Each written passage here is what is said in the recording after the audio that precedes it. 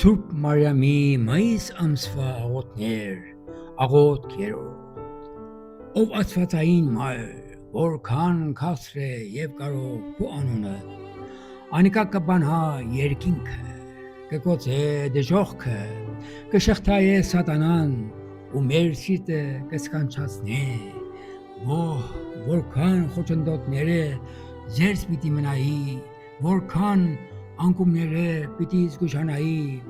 ինչ հաղթանակներ պիտի տանեի,